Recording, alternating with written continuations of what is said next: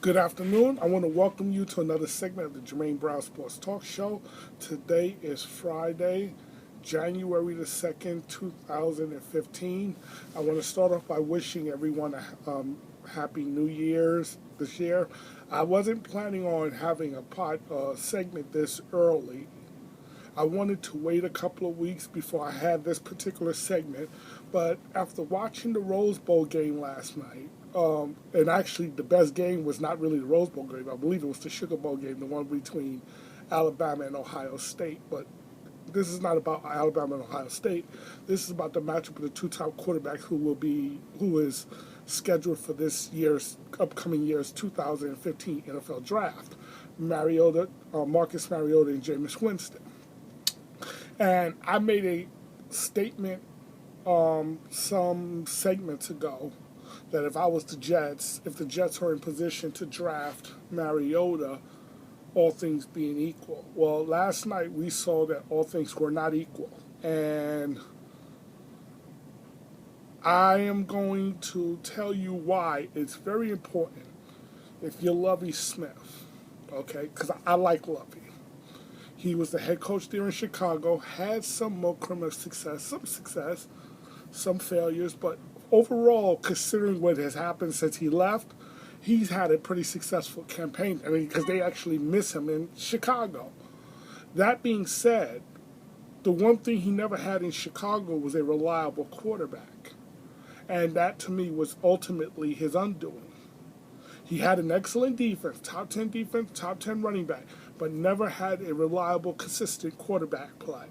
Jay Cutler was just not reliable and consistent. Before that, he had garbage. I mean, no disrespect to Kyle Lawton, and then there was Rex Grossman, what is it, Chad Haney, whatever the heck his name is, Caleb Haney, and some other quarterbacks. Lovey worked some magic. But now Lovey in Tampa Bay, he has the number one pick, and he has to decide between Winston and Mariota. And I know his friend, Tony Dungy, who's a very well-respected NFL head coach, maybe even a Hall of Fame head coach, begged him to pick Mariota. I'm going to explain to you why that is a mistake. And let me preface this by saying I am a Mariota fan. And I do believe Mariota can be successful in the NFL. But there's a difference between can be and will be. Let me explain. I believe this draft is 2012 all over again. See, in 2012, you had Andrew Luck, the pro-style quarterback. You had RG3, or Robert Griffin III, the spread/pistol, whatever type of offense you want to call that, who came out of Baylor. Luck came out of Stanford. RG3 came out of Baylor. I mean, RG3 put up these terrific passing numbers. Okay? There was even debate as to who should go number one, RG3 or Luck. Most people said Luck. There were some people who said RG3. And really, you could make an argument for either or. Okay? Now, let me state this. RG3's failing so far in the NFL. I mean, he had the 1 year where he had the success until, he blew out his knee. Your attention, please. Your attention, please. All tests on the fire system have been completed. Any alarm received after this time should be treated as an actual alarm. Thank you. Your attention, please. Your attention, please. All tests on the fire system have been completed. Any alarm received after this time should be treated as an actual alarm. Thank you. Okay, sorry about that. Okay, so we got to look at this. RG3, when he blew out his knee in his rookie season, he's never been the same quarterback. When he's forced to throw from the pocket, he's a different quarterback. I mean, he could throw from the pocket, but you could clearly see he struggles with consistency. Not only that, the team is not set up properly for him to do it. To me, it's a mess that they got there in Washington. And plus that, he's with a bad organization. So why am I saying all this? I'm saying all that to say this. Let's look at Winston and Mariota. See, and I made a mistake. I thought all things were equal because I was looking at the numbers, and I looked at a few of Mariota's games, and I mean, he's impressive throwing the ball here, boom, boom, boom, boom. But the thing is, he's throwing to wide open receivers, who a lot of people say will not be that open in the NFL.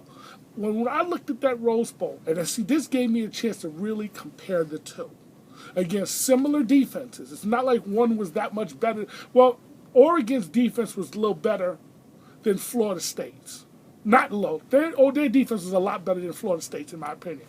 I thought really Florida State got here on smoke and mirrors, and you could see it because you could see they didn't even belong on the same field as Oregon. Made too many mistakes.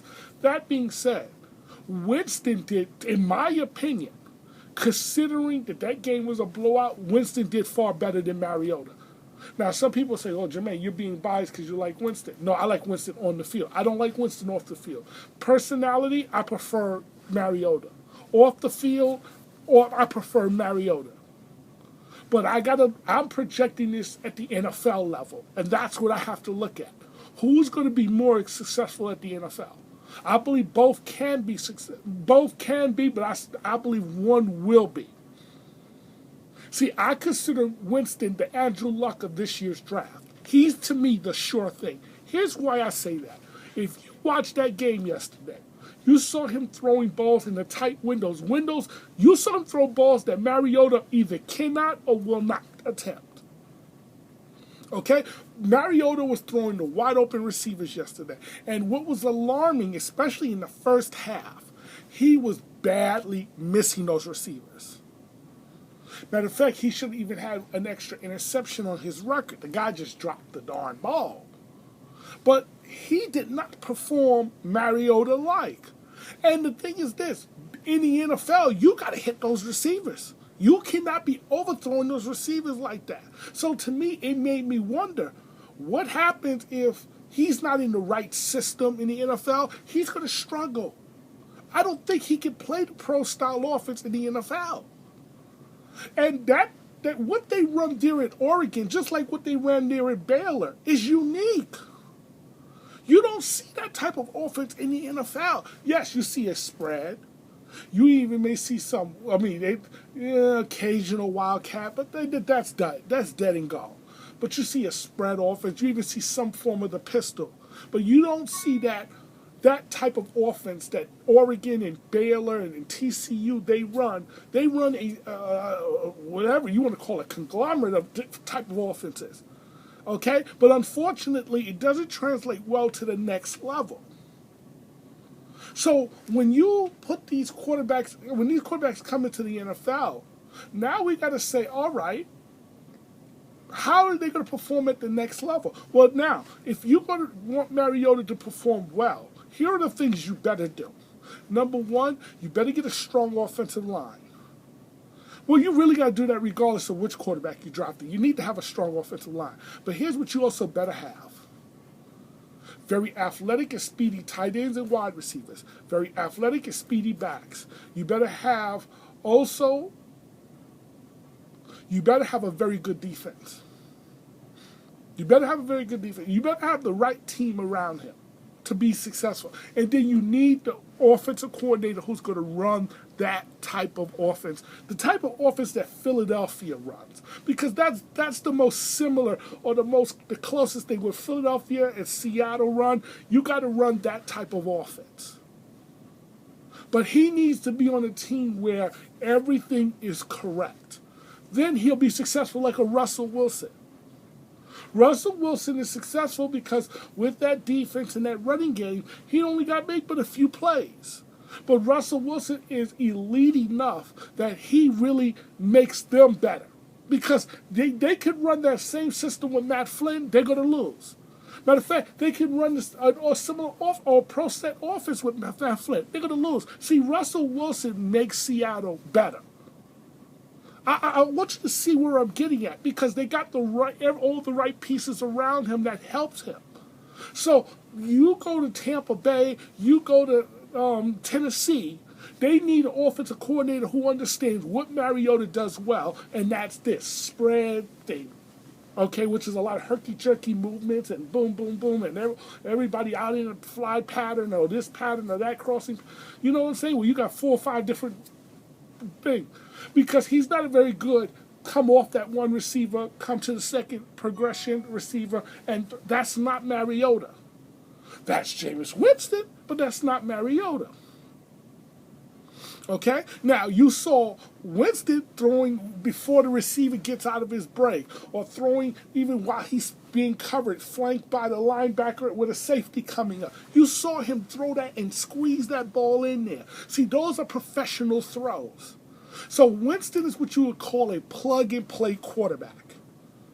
While Mariota, you're going to have to design a special type of offense for him if you want him to be successful. If you try to run a pro-style offense in the NFL with him, you're most likely going to fail.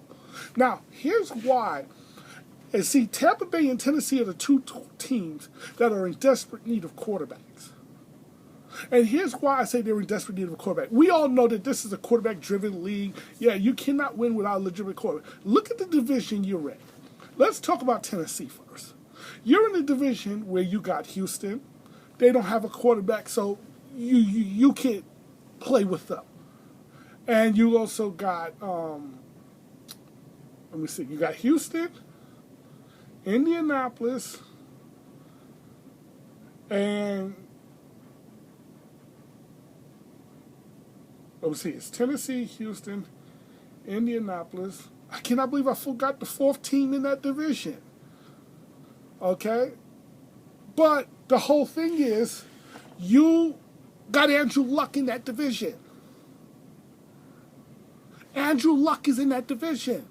He's a top-flight quarterback. To beat Andrew Luck, you're going to need a top-flight quarterback. You can tell me about building this defense and building that. Houston have the defense. Where is Houston at? Houston's sitting home watching the playoffs because why? They don't have a top-flight quarterback. They don't have a quarterback. Oh, Jacksonville. That's the other team because I just mentally blocked out there for a second. Jacksonville. Which you don't know, if Blake Bortles is the guy. I told Houston, if you're not going for Menzel, which I felt Bridgewater was the best quarterback in that draft. I said that a year ago. Okay? I said that a year ago. Bridgewater was the best quarterback in the draft.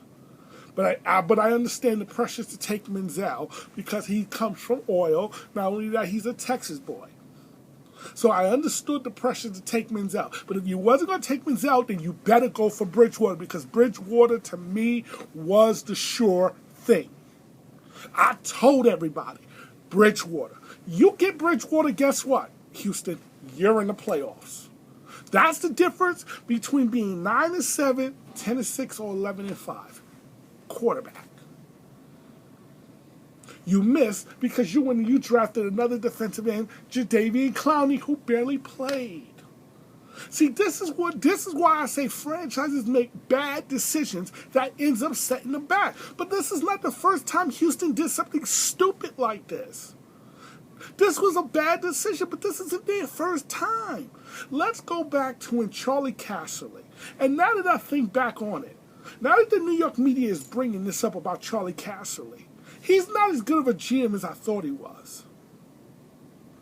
Because you see, in Washington, when they won the championships, he did not build that team. Bobby Beathard built that team. He was riding Bobby Beathard's coattails.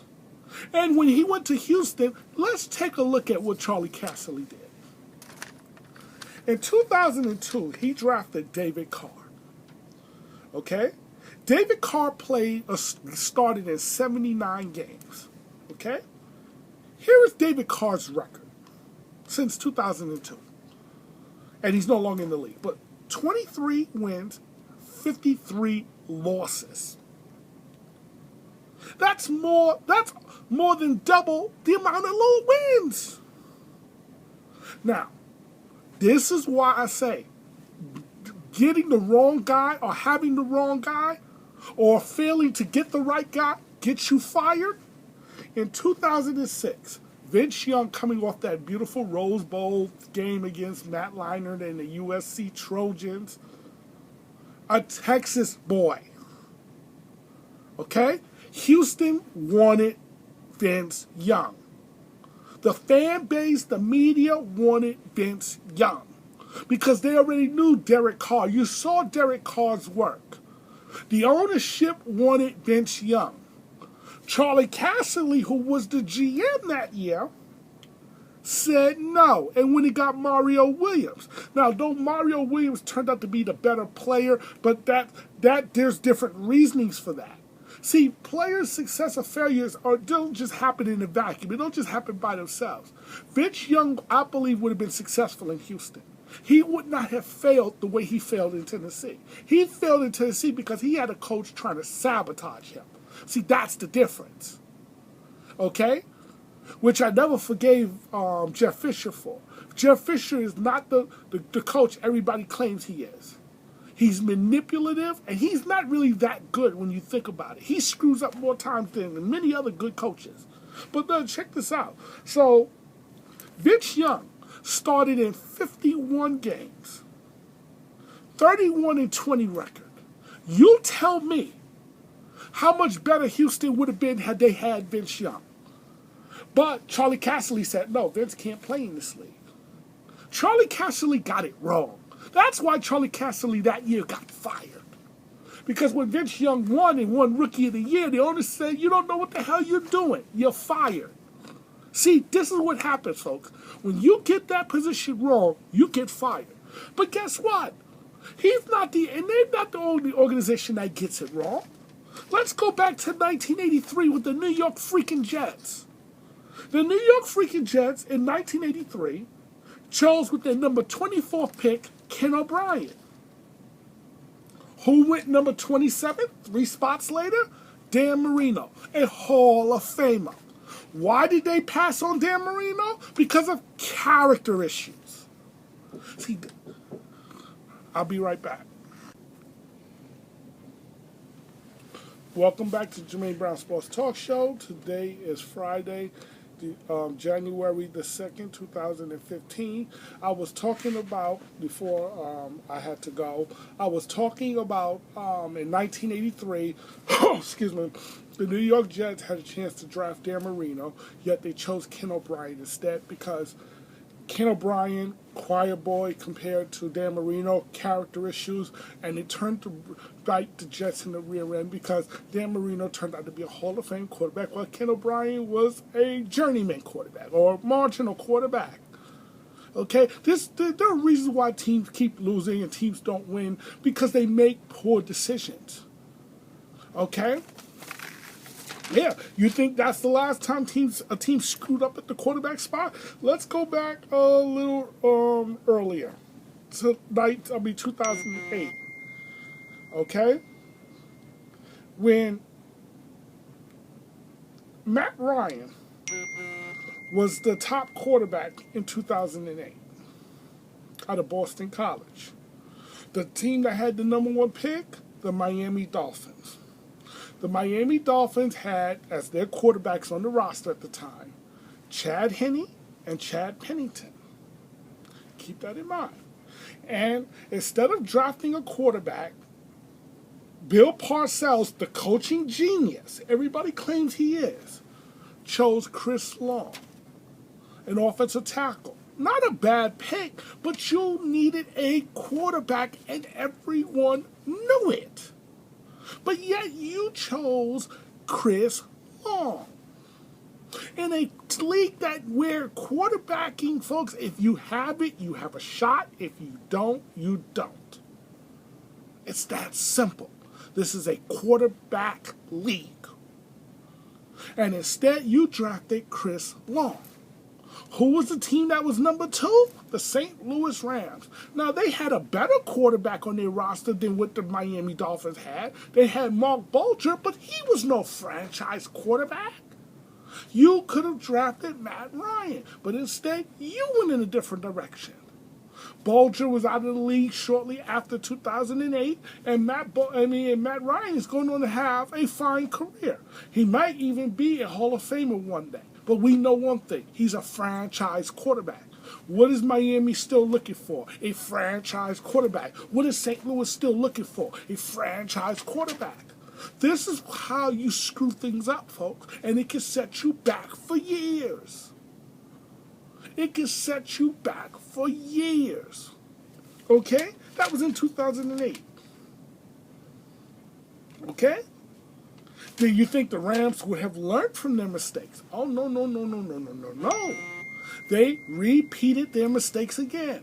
Because, you see, they went and they drafted Sam Bradford, and back then this was during the old CBA agreement. Sam Bradford making all that money, you know. So I understood in 2011 why you could not, 2012, why you could not go and draft you another quarterback in the first round. Okay? Because you were still paying Sam Bradford that kind of money. But this past season, after you knew that Sam Bradford had 2 injury-plagued years, okay, I told everybody, go back.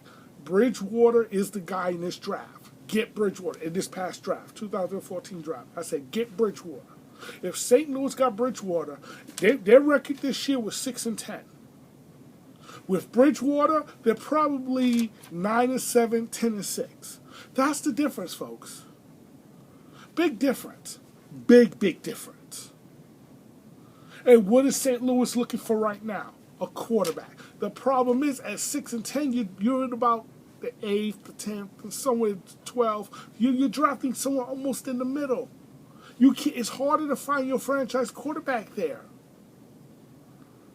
Because there's only one, to me, surefire franchise quarterback in this draft.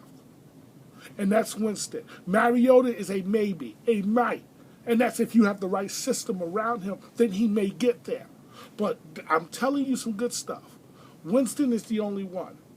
Okay? But the Rams wasn't the only one who screwed up. Houston screwed up because if Houston have Bridgewater, they're in the playoffs. Okay? They went 9-7. Bridgewater, you probably got 10 or 11 victories. That's good enough to get you into the postseason. Okay, you look, folks, and I understand defense is important. Ask Seattle, defense is important. They had that. The running game is important. They had that, but they wasn't winning until they got Russell Wilson. When they got Russell Wilson, now they're winning. That's the difference.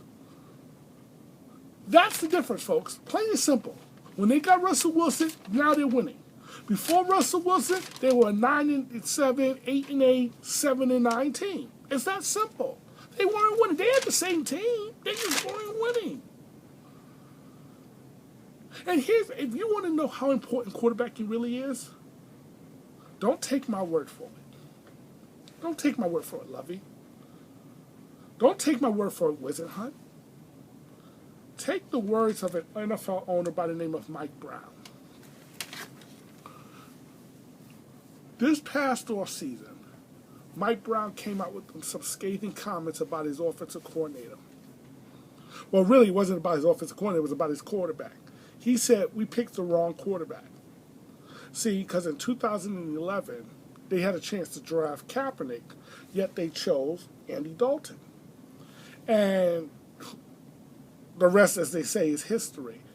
I mean, Kaepernick has had real success. He has taken his team to an NFC Championship game and a Super Bowl. While Dalton, his best did is just take his team to the playoffs. And Mike Brown is feeling a certain way about that because he was so upset that he called out his offensive coordinator. He says, we would have had Kaepernick, but you talked me out of it. And who was his offensive coordinator? Jay Gruden. And what the Jay Gruden says, well, I wasn't familiar with that type of offense. You see why I say you got to be very careful when you're dealing with these spread or these system type quarterbacks. Because he's not a pro-style quarterback, it's hard for guys like Jay Gruden to adjust to them because they're not really familiar with them. That's not the type of offense they run. So here's what I'm going to say to my boy Lovie Smith. If you're going to draft Mariota #1, you better get an offensive coordinator who is committed to running that system. or running that similar type of system. What is being ran in Philly, Seattle, Oregon type thing. You better get a coordinator who is committed to that system, who knows that system in and out. Don't get some coordinator who says, okay, I'll try. That's not good enough. Okay, I'll experiment. Or, okay, yeah, I run the pro, but I can do this. No. Find a coordinator who knows that system in and out, because that's the only way Mariota is going to truly be successful.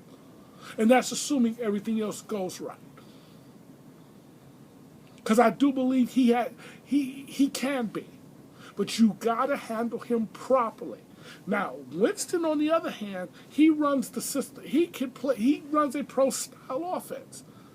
What does 90% of the NFL teams in this league do? Run pro-style offense. So you don't have to change your system for him. This is why I say, if I am Lovey, as much as I might not like the off-field issues, I'm going to be forced to draft Winston. Because if you draft Mariota and you're wrong, you'll get fired in 4 years, buddy. Or really, maybe even 3. Because now there is no more 5-year plan in the NFL. You got about 2 to 3 years to show you can get the job done. If not, they're going to get you out of there. And since this was your second hire, don't think you'll get a third one. So that means you cannot afford to mess this up. Go with the sure thing. Your sure thing is Winston. Even though if he fails, it's not going to be because of on the field. I assure you that. It's going to be off the field. And listen, this is why you listen to me, because I get these things right. I told you about Matt Leinart. I was right. I said Matt Leinart was a loser. I told everybody, Matt Leinart is a loser. Don't draft Matt Leinart. Unless he fell. What happened? He fell. Because why? The GM saw what I saw. The guy did not have the will to compete. They all saw what I saw. Okay? I'm not out in the West Coast, so I don't look at all the USC games, but you can smell it. You can see it. Matt Leinart was skilled. It wasn't because of his lack of skills. He failed because he didn't have the burning desire. He didn't have the hunger. You could see it. That's why when he chose to go back his senior season rather than go to the NFL, that turned me off. That told me he's a loser, to be honest with you. It told me he's a loser. I know a loser when I see one. Okay? Now, I told everybody about Bridgewater.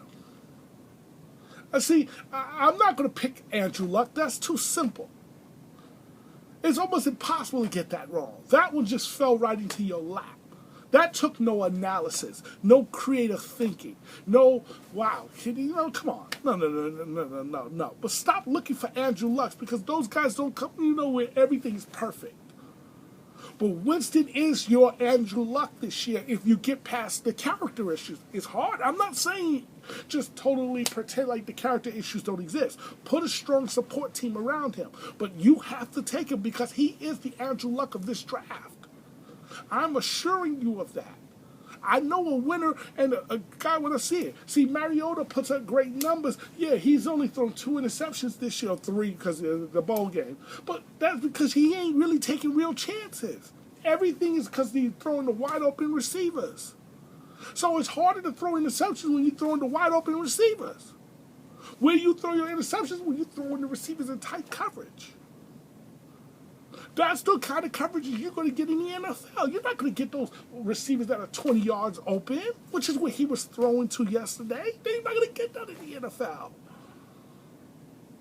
So he's going to have to learn how to throw in tight coverages if he's going to survive in this league. You don't know if Mariota can do it. You know Winston can do it. Okay? And, so this is not a Mariota bashing, because like I said, I like Mariota, and if Winston is not there, I'm going to take Mariota. But there's another guy that's down there in Auburn by the name of Nick Marshall who runs a similar system and is very good in his own right. He could be fairly compared to Mariota when you think about it, and he's played the position a lot less. Because this is only like his second or third year playing the position of quarterbacking. But I can't pick Nick I mean, Marshall over Mariota. I mean, even though he might end up being better, I can't do it. I got to go with Mariota. But the thing is this, I was wrong. I cannot put Mariota ahead of Winston. I was going to do it until I saw the matchup. And when I saw the matchup, it was a stark difference, folks. Don't look at the numbers because everybody gonna look and say, well, they won 59-30 or something to 20. Don't look at that. Watch the game. This is why I say to Lovey, don't listen to the media. Don't listen to me. Don't listen to no one. Watch the tape. And let the tape tell you who is more likely to succeed at the next level. I want to thank you for watching another segment of the Jermaine Brown Sports Talk Show. Have a good weekend.